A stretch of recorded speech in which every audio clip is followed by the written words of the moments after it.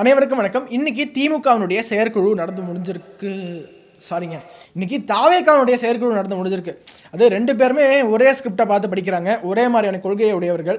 அதனால நமக்கு டிஃப்ரென்ஸ் தெரியல. பார்த்துக்கோங்களேன், எப்படி திமுக ஒரு செயற்குழு நடத்துமோ என்னென்ன தீர்மானங்களை போடுவாங்களோ அதே மாதிரி தான் தாவேகாவும் தீர்மானங்களை போட்டிருக்காங்க.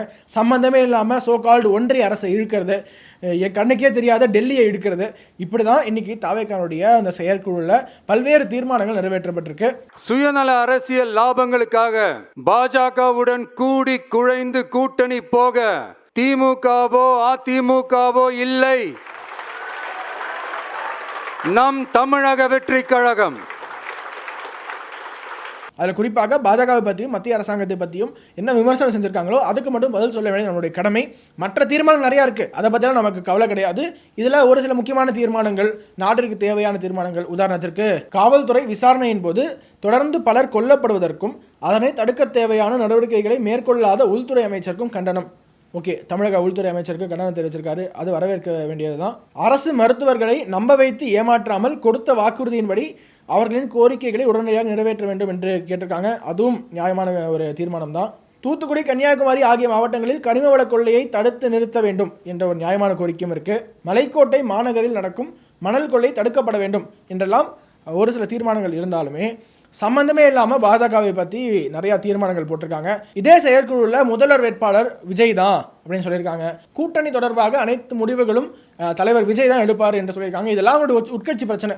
அவங்க சொந்த கட்சி என்ன வேணா அவங்க பண்ணிட்டு போறாங்க, அவங்களுடைய கட்சி அதில் கமெண்ட் பண்றதுக்கு we are nobody. ஆனால் பாஜக உள்ள எடுக்கிறாங்க இல்லையா, அதற்கு நம்ம பதில் சொல்லியே ஆக வேண்டும். அதில் ஒவ்வொன்றாக நம்ம பார்ப்போம். 20வது தீர்மானம், பெரியார் அண்ணாவை அவமதிக்கும் பாஜகவின் பிளவுவாத அரசியலை கண்டிக்கும் தீர்மானம். எனக்கு என்ன டவுட்னா, பெரியார் அண்ணாவை விமர்சித்தால் அது எப்படி பிளவுவாதம் ஆகும்? ஸ்கிரிப்ட் எழுதுறவங்க என்ன பண்றாங்க, பாஜக இஸ் ஈக்குவல் டு பாசிச பிளவுவாத அப்படி 4-5 வேர்ட்ஸ் யூஸ் பண்ணி எல்லாத்துக்கும் எழுதிடுறாங்க. முதல் தீர்மானத்துக்கு பாஜகவிற்கு என்ன வார்த்தை பிரயோகம் இருக்கோ அதே வார்த்தை பிரயோகம் ஒட்டுமொத்தமாக அனைத்திற்கும் போட்டு Ctrl+C Ctrl+V பண்ணிட்டாங்க, காப்பி பேஸ்ட் செய்கிறோம். பெரியார் அண்ணாவை விமர்சித்தால் அது பிளவுவாதம் என்று சொல்லிட வேண்டியது. இதில் கொள்கை தலைவர் பெரியார் என்று சொல்கிறீங்க, சரி ஓகே. பெரியாருடைய கடவுள் மறுப்பு கொள்கையை நாங்கள் ஏற்றுக்கொள்ள மாட்டோம் என்று விஜய் சொல்கிறார், சரி ஓகே. அப்போ பெரியாருடைய எந்த கொள்கையை விஜய் ஏற்றுக்கொள்கிறார் என்ற அதை தெளிவுபடுத்தணும் இல்லையா விஜய்? தமிழே முட்டா பசங்க பாசை, காட்டுமராணிங்க பாசான்னு சொல்லும் போது குதிச்சாங்க பூரா பயல்களும் என்று பெரியார் கூடிய ஆடியோ இன்றளவும் இருக்கு. அதை விஜய் ஏற்றுக்கொள்கிறாரா? தமிழ் மொழியை பற்றியான பார்வை, பெரியாருக்கு இருக்கக்கூடிய பார்வையை இவர் ஏற்றுக்கொள்கிறாரா? தமிழ் தாய் மீதான பார்வை, அதை இவர் ஏற்றுக்கொள்கிறார் விஜய். இந்தியாவுக்கு சுதந்திரமே கொடுக்கக்கூடாது என்று கூறினாரு, சுதந்திர தினத்தை கருப்பு நாளாக அறிவித்தாரு, ஒட்டுமொத்தமாக இந்திய தேசிய விரோதியாக இருந்திருக்காரு. இந்த ஒரு நிலைப்பாடை விஜய் ஏற்கிறாரா? பெண்ணியம் தொடர்பான கருத்துக்கள் வரும்போது பெண்களும் ஆண்களுக்கு நிகராக அனைத்து துறையிலையும் முன்னேற வேண்டும் என்று கூறுவதற்கு பதிலாக பெண்கள் கர்ப்பப்பையை நீக்க வேண்டும் என்றெல்லாம் கொஞ்சம் கூட மனசாட்சியே இல்லாமல் அறிவுக்கு ஒவ்வாத கருத்துக்கள்லாம் சொல்லிட்டு இருந்தார். அதை ஏற்கிறாரா? இப்படி எதுவுமே ஏற்காம கடவுள் மறுப்பு கொள்கையை ஏற்க மாட்டோம். அப்போ எதை ஏற்கிறீங்கன்னு சொல்லணும் இல்லையா? அதை விமர்சிச்சுட்டா, பாஜக விமர்சிச்சுட்டா பாஜகவை எதிர்த்து தீர்மானமா? இது எதற்கு இந்த தீர்மானம் என்று தெரியவில்லை. அப்படியே அடுத்த தீர்மானத்துக்கு வரும். இன்னும் நிறைய காமெடி இருக்கு. தீர்மானம்ட்டு சம்பந்தமே இல்லாமல் மத்திய அரசாங்கத்தை இழுத்து இவர்களுடைய அரசியல் ஆதாயத்திற்காக எப்படி ஒரு காமன் வில்லன், பெரிய வில்லனை காமிச்சா தான் ஒரு பெரிய ஹீரோ என்று இந்த சினிமா டேரக்டர்ஸ் தான் சொல்லுவாங்க. அந்த மாதிரி விஜய் அவர்கள் சினிமானுடைய பாணியிலேயே என்ன பண்ணுறாரு, பெரிய வில்லனை காமிக்கணும். இங்கே மத்தியில் மோடி இருக்காரு, டெல்லியை ஒரு பெரிய வில்லனாக காமி நம்ம இங்கே பெரிய ஹீரோவாயிடலாம் என்று விஜய் நினச்சிட்டு இருக்கார் போல. அதனால தான் இவ்வளோ தீர்மானங்கள் மத்திய அரசாங்கத்துக்கு எதிராக இருக்கு. 18வது தீர்மானம், தொகுதி மறுசீராய்வு ஒரே நாடு ஒரே தேர்தல் முறைக்கு கண்டனம் தெரிவிக்கும் தீர்மானம். சரி, இதை பற்றி பேசுவோம். தொகுதி மறுசீராய்வு பற்றி யார் எப்போது அறிக்கை வெளியிட்டது? மத்திய அரசாங்கம் ஏதாவது நோட்டிஃபிகேஷன் கொடுத்துச்சா? அது தொடர்பான அறிவிப்புகளை வெளியிட்டதா? இல்லை. அப்படி எந்த ஒரு அறிவிப்பு வெளியிடாத நிலையில் கான்ஸ்டிடியூஷன் படி ஒவ்வொரு சென்சஸ் எடுத்த பிறகும் தொகுதி மறுசீராய்வு நடக்க வேண்டும். அப்படி அரசமைப்பு சட்டத்திற்கு எதிராக செயல்படுகிறார் விஜய் என்ற ஒரு கேள்வி இருக்கு இல்லையா? நீங்கள் உங்களுடைய கொள்கை தலைவராக இருக்கக்கூடிய பாபா சாஹேப் அம்பேத்கர் அவர்களுடைய அரசமைப்பு சட்டம் இட் டிமாண்ட்ஸ் டீலிமிட்டேஷன். அப்போ டீலிமிட்டேஷனுக்கு எதிராக பேசுகிறார் என்றால் அரசமைப்பு சட்டத்தை அவமதிக்கிறார் விஜய், பாபா சாஹேப் அம்பேத்கரை அவமதிக்கிறார் என்றுதான் அர்த்தம். மத்திய அரசு நாங்கள் தென் மாநிலங்களை வஞ்சிக்க மாட்டோம் என்று மோடி பேசியிருக்கிறாரு. காங்கிரஸ் இங்கு தென் மாநிலங்களை வஞ்சிக்கும் வகையில் செயல்படுகிறது, ஆனால் நாங்கள் ஒருபோதும் அப்படி செய்ய மாட்டோம் என்று மோடி பேசியிருக்காரு. இந்த ஒரு இஷ்யூவே இல்லாமல் இருந்தது, திமுக தான் இந்த இஷ்யூ கலப்புச்சு. சம்மந்தமே இல்லாமல் பல இஷ்யூவை டைவர்ட் பண்ணுறதுக்காக திமுக கையில் எடுத்த ஒரு இஷ்யூவை இப்போ தாவேகா பேசுகிறது என்றால் திமுகவுடைய மவுத் பீஸா தாவேகா? அவங்களுக்கு தான் அரசியல் பண்ணுறதுக்கு ஒன்றும் கிடையாது. ஆட்சியில் இருக்கக்கூடிய அவலங்கள் அவ்வளோ இருக்கு, ஆட்சியில் சாதனைகள் என்று சொல்லிக்கொள்ள ஒன்றுமே இல்லாத பொழுது டக்குன்னு ஒரு இஷ்யூவை கிளப்பி விடு, மத்திய அரசாங்கத்தை எதிர்த்துரு, நமக்கு இங்கே அரசியல் பண்ணிட்டு இருக்கலாம் என்று அவங்க பண்ணிட்டு இருந்தாங்கன்னா, இவங்களும் அதை அப்படியே அடிச்சான் காப்பி அடிச்சு தீர்மானம் போட்டு வச்சிருக்காங்க. அது மட்டும் இல்லை, தொகுதி மறுசீரமைப்பு மட்டும் கிடையாது, அடுத்ததாக ஒரே நாடு ஒரே தேர்தலுக்கும் எதிராக ஒரு தீர்மானம். ஒரே நாடு ஒரே தேர்தல் பார்த்தீங்கன்னா அடிப்படை புரிதல் இல்லாமல் திமுக பேசிட்டு இருந்தாங்க, தாவேகாவும் பேச ஆரம்பிச்சிட்டாங்க. யாராவது ஒருவர் தாவேகாவில் ஒரே நாடு ஒரே தேர்தல் மூலமாக என்ன பிரச்சனை என்பதை கொஞ்சம் தெளிவாக விளக்குங்க. மத்திய அரசாங்கம் தொடர்ந்து எதற்காக ஒரே நாடு ஒரே தேர்தல் தேவை என்பதை விளக்கிக்கிட்டே இருக்காங்க. அது தொடர்பாக முன்னாள் குடியரசுத் தலைவர் தலைமையில் ஒரு குழு அமைச்சாங்க. அந்த குழு அறிக்கை சமர்ப்பிச்சாங்க. டீட்டெயில்டாக ஒவ்வொருவரிடம் கருத்து கேட்கப்பட்டு அந்த ஒரே நாடு ஒரே தேர்தல் அமல்படுத்தப்படும். இந்த தேசத்தில் 1951, 52, 57, 62, 67 என்று தொடர்ச்சியாக இங்கு ஒரே நாடு ஒரே தேர்தல் தான் இருந்தது. அதுக்கு பிறகாக எப்படி மாறுச்சு எல்லாருக்குமே தெரியும். தாவேகா விஜய் என்றுமே விமர்சிக்காத காங்கிரஸ் கட்சி தொடர்ந்து தன்னுடைய சர்வாதிகார போக்குனால மாநில அரசாங்கங்களை கலைக்க தொடங்கியது. அதனுடைய விளைவு இந்த மாநிலங்களில் சட்டமன்ற தேர்தல் அது சைக்கிள் மாறிச்சு. ஒரே நாடு ஒரே தேர்தல் முறை சிதைந்து போனது. இங்க இருக்கக்கூடிய அரசியல்வாதிகள் இப்ப பாருங்க எலெக்ஷன் என்று அனைத்தையும் எலெக்ஷனை நோக்கி செய்ய வேண்டியதாக இருக்கு. மோடி ஏதாவது செய்யறாருன்னா அப்போ ஒரு வருஷத்துல எப்படி 4-5 ஸ்டேட்ஸ் எலெக்ஷன் இருக்க தான் செய்யும். மோடி ஏதாவது ஒன்று செய்யறாருன்னா இந்த ஸ்டேட்டுக்காக அந்த ஸ்டேட்டுக்காக எலெக்ஷனுக்காக என்ன சொல்றீங்க இல்லையா? 5 ஆண்டுக்கு ஒரு முறை எலெக்ஷன் என்றால் இங்க ஒரு குத்து அங்க ஒரு குத்து.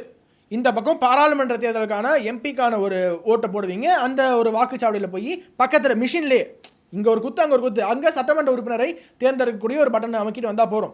இந்த தெளிவு மக்களிடம் இருக்கிறது. மக்கள் தொடர்ந்து ஒரே நாடு ஒரே தேர்தலை ஆதரித்து வாக்களிச்சிருக்காங்க. அதாவது அந்த தேர்தல் முறையில் அவங்க வாக்களிச்சிருக்காங்க. தமிழ்நாட்டிலேயே 1996 தேர்தல் அப்படி தான் நடந்துச்சு. திமுக ஆட்சிக்கு வந்த தேர்தல் ஒரே நாடு ஒரே தேர்தல் அந்த முறையில் வந்துச்சு இல்லையா? அப்போ திமுகவுக்கு மக்கள் வாக்களிக்கவில்லையா? இன்னொரு முக்கியமான எக்ஸாம்பிள் சொல்கிறோம். 2019 நாடாளுமன்ற தேர்தலோட ஒட்டியே பல சட்டமன்ற தொகுதிகளுக்கான இடைத்தேர்தல் வந்துச்சு. அந்த இடைத்தேர்தல்களில் திமுக அதிமுக என்ற 2 கட்சிகளில் நாடாளுமன்ற தேர்தலுக்கு திமுக உறுப்பினர்களுக்கு வாக்கு போட்டாலுமே வாக்கு செலுத்தினாலுமே சட்டமன்ற தேர்தலுக்கு கணிசமான அளவு மக்கள் அதிமுக சட்டமன்ற உறுப்பினர்களை தேர்ந்தெடுத்து அனுப்பினார்கள். எப்படி?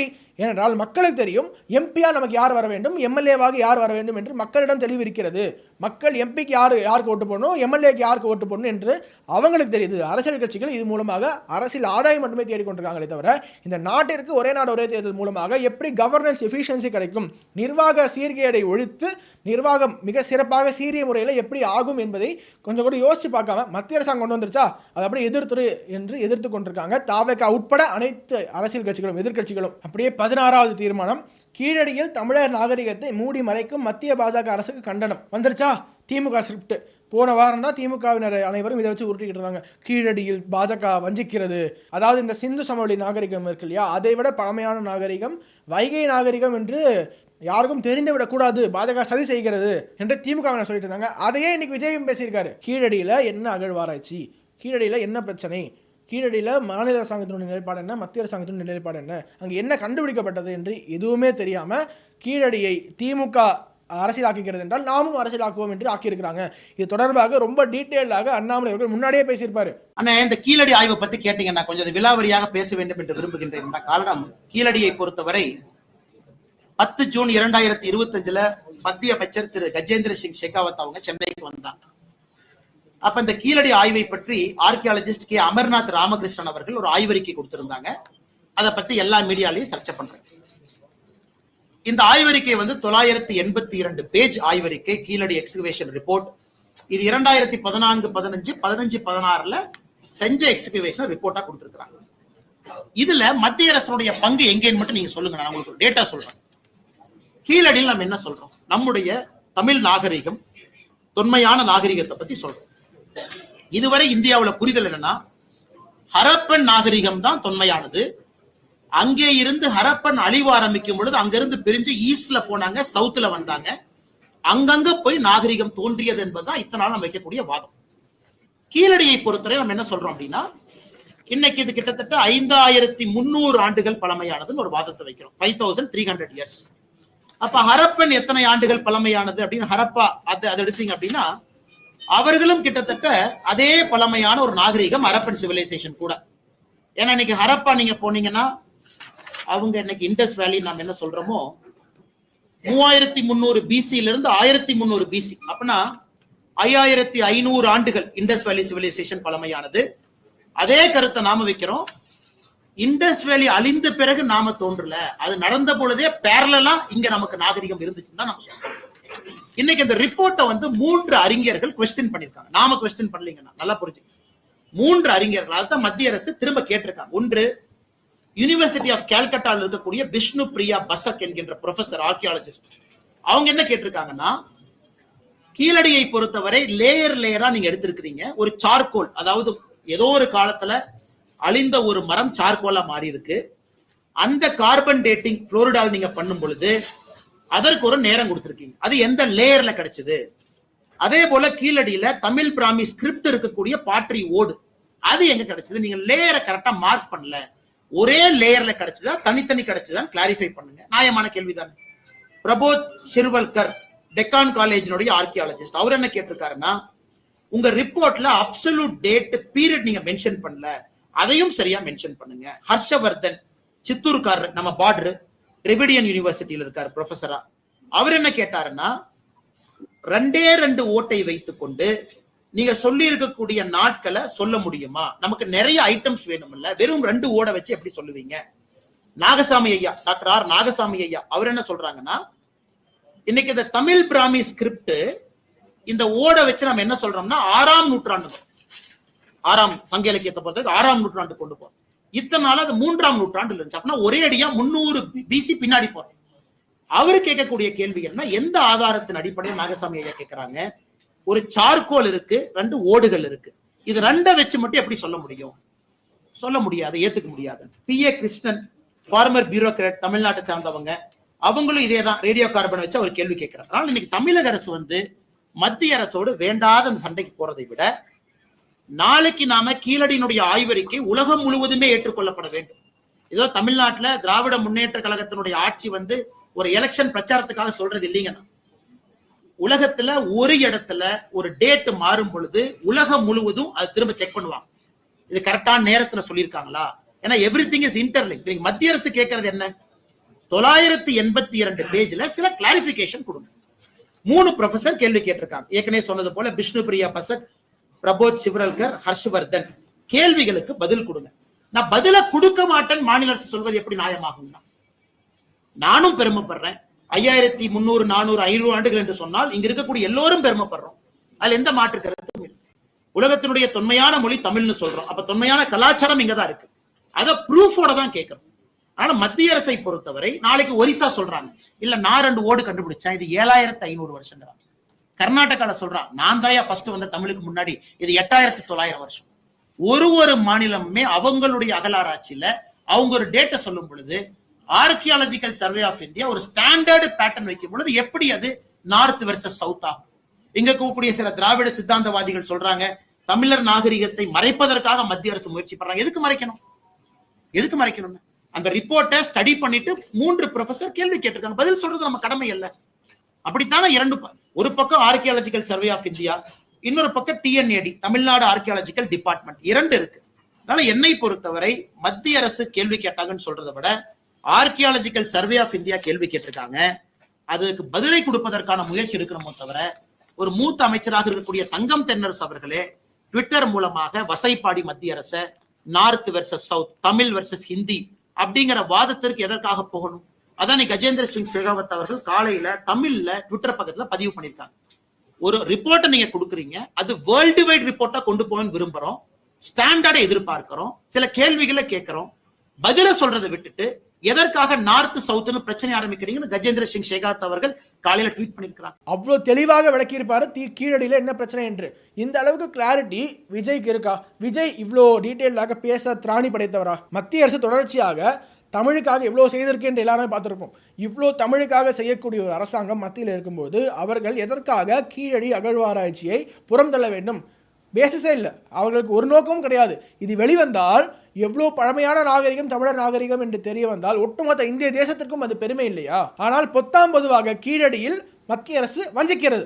எப்படி வஞ்சிக்கிறது? ஒவ்வொரு முறையும் அதான் கேட்குறோம். வக்பு வாரிய திருத்த சட்ட மசோதாவை தாவேகா எதிர்த்தது எப்படி, என்ன பிரச்சனை என்று தாவேகாவுடைய பொதுச் செயலாளர் புசி ஆனந்த கேள்வி கேட்குறாங்க பத்திரிகையாளர்லாம். அது என்ன பிரச்சனை என்று எல்லாருக்குமே தெரியும், பதில் தெரியல. பதில் தெரியாம பத்திரிகையாளர்கிட்ட முழிச்சு அம்பலப்பட்டு போய் அப்படியே நடந்து போயிட்டாரு புசி ஆனந்த். எந்த சரத்துல இஸ்லாமியருக்கு எதிராக இருக்குன்னு நீங்க சொல்லுங்க. நீங்க எந்த சரத்துல இஸ்லாமியருக்கு எதிராக இருக்குதுன்றதை நீங்க கேக்குறீங்க. இஸ்லாமியர்கள் அதுல பாதிக்கப்படுகிறார்கள். அவர்களுக்கு அந்த சட்ட திட்டங்கள்லாம் என்ன என்பது தெரியும். எதற்கு தேவையில்லாமல் அவங்களுடைய சொத்துல, உங்க வீட்டு சொத்து இருக்குது, அதுல இன்னொருத்தவங்க போய் அந்த சொத்துல பங்கு கொள்றோம் இல்ல அதுல நாங்க இருக்கலாம்ன்றது எந்த விதத்துல நியாயம்? அந்த மாதிரிதான் இந்த சட்ட மசோதாவை அவர்கள் திரும்ப பெற வேண்டும் என்று தமிழக வெற்றி கழகம் சார்பாக கேட்டுக்கொள்கிறேன். அவங்க எல்லாமே செய்யறது எல்லாமே வேலிட் ரீசனோட செய்யறாங்க. எதிர்ப்பா செய்யணும்னு இஸ்லாமியர்களுக்கு எதிர்ப்பாக தானே செய்யறார்கள். என்ன சார் ஒரு பாயிண்ட்? இஸ்லாமியர்களுக்கு மக்கள் தானே தேர்ந்தெடுத்தாங்க. மத்திய அரசு, ஒன்றிய அரசை மக்கள் தேர்ந்தெடுக்கும் போது மக்கள் எந்த விருப்பத்தை சொல்கிறார்களோ அதுபடிதான் அரசு இருக்க வேண்டும். அப்படி இருக்கும் போது இஸ்லாமியர்களை பாதிக்கும் விதமான இந்த சட்டத்தை ஒன்றிய அரசு கண்டிப்பாக திரும்ப பெற வேண்டும். அதற்கு நாங்கள் தொடர்ந்து தலைவர் அவர்களின் வழிகாட்டுதல்படியில் நாங்கள் ஆர்ப்பாட்டம், போராட்டம் நடைபெறும். தமிழ்நாடு முழுக்க இன்று தமிழக வெற்றி கழகத்தின் ஆர்ப்பாட்டங்கள், அடையாள ஆர்ப்பாட்டம் தலைவர் அவர்களின் அறிவுறுத்தலின்படி நடைபெற்றுக் கொண்டிருக்கிறது. இஸ்லாமியர்களுக்கு நாங்கள் எப்போதும் உறுதுணையாக இருப்போம். இந்த ஒரு விவகாரம் கிடையாது, அனைத்து விவகாரங்களிலுமே நுனிப்புள் மேயறது மட்டும்தான். ஒரே நாடு ஒரே தேர்தலை எதிர்க்கிறோம், வக்ஃபு வாரிய திருத்த சட்ட மசோதாவை எதிர்க்கிறோம், தொகுதி மறுசீரமைப்பை எதிர்க்கிறோம். எதற்காக எதிர்க்கிறோம்? அதனுடைய பேசிஸ் என்ன? எந்த பேசிஸ் எதிர்க்கிறோம்? இதனால தமிழகத்துக்கு என்ன பாதிப்பு, மக்களுக்கு என்ன பாதிப்பு? ஒன்றும் கிடையாது. எதிர்க்கிறோம், எல்லாத்தையும் எதிர்க்கிறோம். திமுக எதிர்க்கிறது, நானும் எதிர்க்கிறோம். அவ்வளோதான், முடிஞ்சு போச்சு. அப்படியே 15வது தீர்மானத்துக்கு வாங்க. சிரிப்புன்னு சிரிக்கக்கூடிய ஒரு தீர்மானம். தேர்தல் நடைபெறவுள்ள மாநிலங்களில் வாக்காளர் பட்டியல் சிறப்பு தீவிர திருத்தம் நடத்துவதன் வாயிலாக சிறுபான்மையினர் வாக்குகளை குறைக்க முயற்சிப்பதை தடுத்து நிறுத்த வேண்டும். மிகப்பெரிய ஒரு குற்றச்சாட்டு இவர் தேர்தல் ஆணையத்துக்கு மேலேயே வச்சிருக்காரு. அதாவது இப்போது தேர்தல் நடக்கவிருக்கு, பீகாரில் நடக்கவிருக்கு, இன்னும் மற்ற மாநிலங்கள்லாம் நடக்கவிருக்கு, அடுத்த வருஷம் தமிழ்நாட்டில் நடக்கவிருக்கு இல்லையா? தேர்தல் நடக்கிற மாநிலத்தில் குறிப்பிட்டு சிறுபான்மை மக்களுடைய வாக்காளர் பட்டியலேருந்து அந்த பேர் மட்டும் எப்படி எடுக்க முடியும்? எலெக்ஷன் கமிஷன் உட்காந்து இதெல்லாம் முஸ்லீம் பேர், இதெல்லாம் கிறிஸ்டியன் பேர், இதெல்லாம் சிறுபான்மை பேர், இதெல்லாம் தூக்க முடியுமா? அப்படி தூக்குனா அந்த வாக்காளர் பெருமக்கள் போய் கேட்டால் அம்பலப்பட்டு விடாதா? ஒட்டுமொத்த சிஸ்டமும் அம்பலப்பட்டு விடாதா? அது எப்படி சிறுபான்மை மக்களுடைய வாக்குகள் மட்டும் இங்கிருந்து எடுக்கப்படும்? எலெக்ஷன் கமிஷன் மீது ஒரு பகிரங்கமான அபாண்டமான குற்றச்சாட்டை தாவேகா வைத்திருக்கிறது. இதற்கு தேர்தல் ஆணையம் தகுந்த ஒரு நடவடிக்கை எடுக்க வேண்டும். சிறுபான்மை வாக்குகளை திமுகவிடமிருந்து பிரிக்க வேண்டும். திமுகவுக்கு செல்லக்கூடிய அந்த என் பிளாக் சிறுபான்மை வாக்குகள் தனக்கு வேண்டும் என்பதற்காக இது போன்ற அபாண்டமான குற்றச்சாட்டுகளை, நடைமுறைக்கு ஒவ்வாத குற்றச்சாட்டுகளை தாவேகா வைத்திருக்கிறது. இது வன்மையாக கண்டிக்கத்தக்கது. பிராக்டிகலி பாசிபிளாங்க. இதை படிக்கிறவங்க சிரிக்க மாட்டாங்களாங்க. உட்காந்து எவ்வளோ எலக்டோரல் ரோலில், எலக்டோரல் லிஸ்ட்டில் எதெல்லாம் சிறுபான்மை பேர் என்று பார்த்து தூக்குவதுதான் தேர்தல் ஆணையத்தினுடைய வேலையா? இங்கே எல்லாமே டிரான்ஸ்பரண்டாக நடக்குது. அப்படி குறிப்பிட்டு என் பிளாக்கா சிறுபான்மை ஓட்டை மட்டும் தூக்கிட்டா ஒரே ஒரு வீடியோ போகிறோம். யாராவது ஒருவர் ஆதாரபூர்வமாக அதை அம்பலப்படுத்தினால் போரும். ஒட்டுமொத்த சிஸ்டத்திற்கும் அது மிகப்பெரிய இழுக்கு என்று அவங்களுக்கு தெரியாதா? அதெல்லாம் செய்யவே மாட்டாங்க. இதை விட ஒரு காமெடியான ஒரு தீர்மானம் இருக்குது. அது என்ன தீர்மானம் தெரியுமா? இருமொழி கொள்கைக்கு ஆதரவான தீர்மானம். சரி, ஓகே, இருமொழி கொள்கைக்கு ஆதரவான தீர்மானம். தாவேகாவுடைய தலைவர் விஜயனுடைய பையன் எங்க படிக்கிறாரு? இருமொழி கொள்கையில படிக்கிறாரா? இல்லை. விஜயனுடைய பையன் படிக்கக்கூடிய அமெரிக்கன் இன்டர்நேஷனல் ஸ்கூல்ல பெற்றோர்களுக்கு சுற்றறிக்கை வருது, சர்க்குலர் வருது. என்ன தெரியுமா? உங்களுடைய மகன் எந்த மொழியை தேர்ந்தெடுக்க வேண்டும் என்பதை பெற்றோர்கள் எங்களுக்கு தெரியப்படுத்துங்கள், நாங்கள் அந்த மொழியை அந்த பிள்ளைக்கு கற்பிக்கிறோம். ஆனால் அப்பேற்பட்ட அமெரிக்கன் இன்டர்நேஷனல் ஸ்கூலில் தன்னுடைய பிள்ளையை சேர்ப்பாராம். அவருக்கு போஸ்ட் ஓடிட்டு கோஷம் போட்டுக்கிட்டு விஜய் வாழ்க, அண்ணன் தளபதி வாழ்க, வருங்கால சிஎம் வாழ்க என்று கோஷம் போடுறாங்க இல்லையா? அவங்க மட்டும் கடைசி வரைக்கும் 2 மொழி படித்தா போகிறோம், அதை நான் தான் டிசைட் பண்ணுவேன், நீ எந்த 2 மொழி படிக்கணுங்கிறத முதற்கொண்டு நான் தான் டிசைட் பண்ணுவேன் என்று சொல்ல விஜய் யாரு? ஊருக்கு மட்டும்தான் உபதேசம்.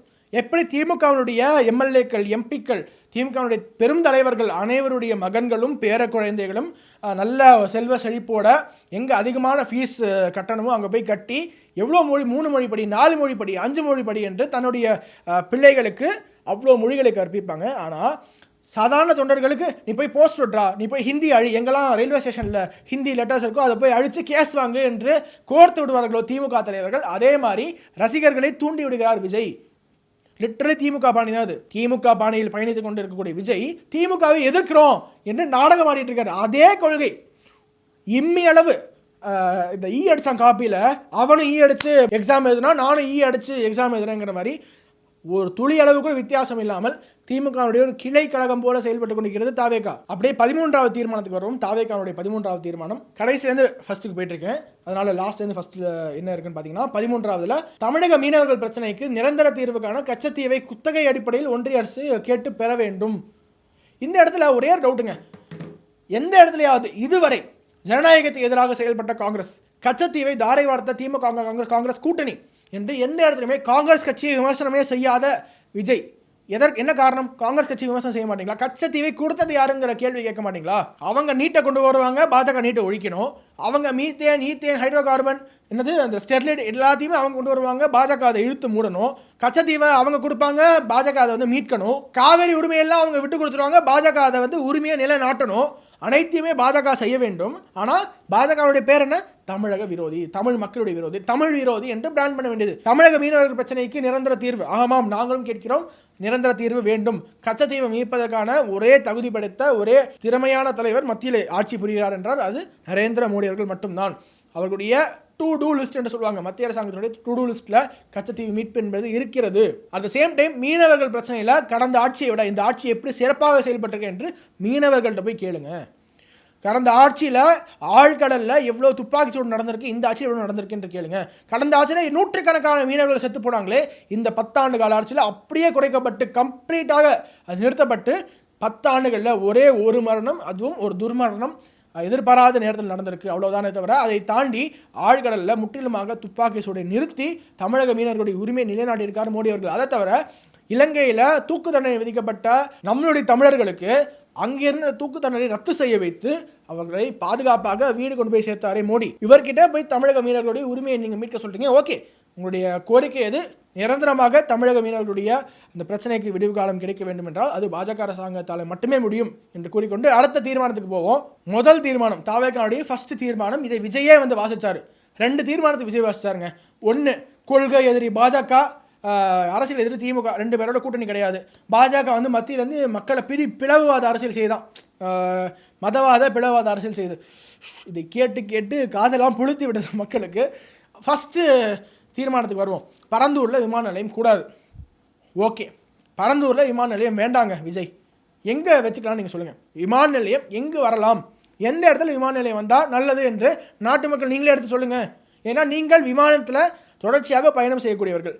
சமீபத்தில் கூட நீங்கள் உங்களுடைய கோவா ட்ரிப் எவ்வளோ வைரலாக போச்சுன்ட்டு தெரியும், கோவாக்கு எதுக்காக நீங்கள் போனீங்கன்ட்டு தெரியும், உங்களோட யார் வந்தால் அதெல்லாம் நமக்கு தேவையில்லை. ஆனால் நீங்கள் தொடர்ச்சியாக விமானத்தில் பயணம் செஞ்சுக்கிட்டு இருக்கீங்க. ஆனால் விமான நிலைய விரிவாக்கத்துக்கு எதிராக பேசினா எப்படி? பரந்தூரில் ஏர்போர்ட் வரக்கூடாது என்று சொல்லிட்டு we are not anti development, அது எங்கே வர வேண்டும் என்றுதான் பிரச்சனை, விவசாய நிலத்தில் வரக்கூடாது. ஓகே சூப்பர், எங்கே வரலாம்? What is a solution? Chennai விமான நிலையத்தில் எவ்வளோ பிரச்சனைகள் இருக்குன்ட்டு நீங்கள் சும்மா சர்ச் பண்ணி பாருங்கள். ஒரு எக்ஸாம்பிளுக்கு நம்ம ஆன்லைன் சோகால் ட்விட்டர் போராளிகள் இருக்காங்க இல்லையா, தாவேகாவினர் 24 மணி நேரமும் நீங்கள் சோஷியல் மீடியாவில் குறிப்பாக ட்விட்டரில் ஆக்டிவாக இருக்கீங்க. கிராக் ஏஐ அப்படின்னு இருக்கும், அந்த இடத்துல ட்ரோல் வீடியோ மட்டும் போடாமல் கிராக் ஏஐட்ட போய் சென்னை ஏர்போர்ட்டில் இருக்கக்கூடிய பிரச்சனைகளை பற்றி கேளுங்களேன். அது சொல்லும் ஹைதராபாத் விமான நிலையத்தினுடைய பரப்பளவு என்ன, பெங்களூர் விமான நிலையத்தினுடைய பரப்பளவு என்ன, அதெல்லாம் 4000 ஏக்கர் 5000 ஏக்கர் என்று இருக்கிறது. சென்னை விமான நிலையத்தினுடைய பரப்பளவு வெறும் 1300 ஏக்கர் மட்டும்தான். கம்பீட் பண்ண வேணாமா? தமிழர்கள் உலக அளவில் நம்ம போய் கம்பீட் பண்ணணும் என்று சொல்லிட்டு இருக்கோம். ஏர்போர்ட்டில் கூட பெங்களூரில் ஹைதராபாத்தில் 4000 ஏக்கர் 5000 ஏக்கர்னு ஏர்போர்ட் வச்சுருக்காங்க. ஏர் டிராஃபிக்னால சென்னை அவதிப்படுகிறது என்று அவ்வளோ செய்திகளில் வருது. பல நாடுகளுக்கு டைரக்ட் ஃப்ளைட் சென்னையிலேருந்து கிடையாது. பெங்களூரில் போய் கனெக்ட் பண்ணி போகணும் என்றால் இவ்வளோ கனெக்டிவிட்டி இஷ்யூ இருந்தால் எப்படி இங்கு தொழில் முதலீடுகளுக்கு தொழிலதிபர்கள் வருவாங்க? தொழிலதிபர்கள் வரணும்னா அதற்காக நீங்கள் என்ன செய்திருக்கிறீங்க? ஏர்போர்ட் வேணாம், அது வேணாம், இது வேணாம். இன்னும் ஒரு 10 ஆண்டுக்குள்ள சென்னை விமான நிலையம் அதனுடைய அந்த சேச்சுரேஷன் பாயிண்ட்டுக்கு வந்துடும். அதுக்கப்புறம் எந்த விமானத்தில் போகிறது? அனைவரும் நமக்கு முன்னாடி போய்கிட்டே இருக்காங்க, மற்ற ஸ்டேட்ஸ்லாம் நம்மளை தாண்டி போய்கிட்டே இருக்கு. அப்போ கம்பீட் பண்ணும் அப்படின்ட்டு ஒரு சில முடிவுகளை எடுத்தால் அதற்கு முட்டுக்கட்டையாக நாங்கள் அதை எதிர்க்கிறோம், இதை எதிர்க்கிறோம், எல்லாத்தையும் எதிர்க்கிறோம், வளர்ச்சி பணிகள் அனைத்தையும் எதிர்க்கிறோம் என்று சொல்லிவிட்டு நாங்கள் வளர்ச்சிக்கு எதிரானவர்கள் இல்லை என்று முட்டு கொடுப்பது வேற. எங்கு வர வேண்டும் ஏர்போர்ட் என்று நீங்கள் சொல்லியிருந்தால் உண்மையிலேயே உங்களுக்கு அக்கறை இருக்கு என்று அர்த்தம். இல்லை என்றால் உங்களுக்கு அடிப்படை புரிதல் இல்லாமல் யாரோ தவறாக எழுதி கொடுத்திருக்காங்க என்றுதான் பொருள். ஒட்டுமொத்தமாக தாவேகாவினுடைய செயற்குழுவில் பாஜகவிற்கு எதிராக நிறைவேற்றப்பட்ட அனைத்து தீர்மானங்களுமே பேஸ்லெஸ். ஒரு பாயிண்ட் ஆதாரம் கூட கிடையாது. எதற்காக எதிர்க்கிறோம் என்று டீடைல் எக்ஸ்பிளனேஷன் கிடையாது, எதுவுமே கிடையாது. எதிர்க்கிறோம் என்று மட்டுமே எதிர்த்து கொண்டிருக்காங்க. இந்த அரசியல் மக்கள் மத்தியில் இது அரசியலை அம்பலப்படுத்த வேண்டும் என்பதற்காக இந்த வீடியோவை பதிவு பண்ணுறோம். அதிகபட்சமாக நபர்களுக்கு ஷேர் பண்ணுங்க. குறிப்பாக தாவேகா இளைஞர்கள் உண்மையிலே விஜய் பெரிய அழிவாளி போல என்று நினச்சிக்கிட்டு இருக்காங்க இல்லையா, அவங்க நம்மளோட தலைவர் எவ்வளோ பியூட்டிஃபுல்லாக பேசுகிறாரு பாருங்க. லாஸ்ட்ல ஒரு சில இங்கிலீஷ் வார்த்தைகள்லாம் அப்படி அழுத்து விடுவார் விஜய். அங்க ஏர்கிராஃப்டை லேண்ட் பண்றதுக்கு they might face a lot of problemsன்றது கூட அதுல மென்ஷன் பண்ணியிருக்கிறாங்க. ஆஹா என்னமா பேசாருன்னு நினச்சிக்கிட்டு இருக்காங்க இல்லையா, அந்த இளைஞர்களுக்கு குறிப்பாக இந்த வீடியோவை ஷேர் பண்ணுங்க, அவங்க தெரிஞ்சுக்கிட்டோம். மீண்டும் அடுத்த ஒரு நிகழ்ச்சியில் சந்திப்போம். வணக்கம். வந்தே மாதரம்.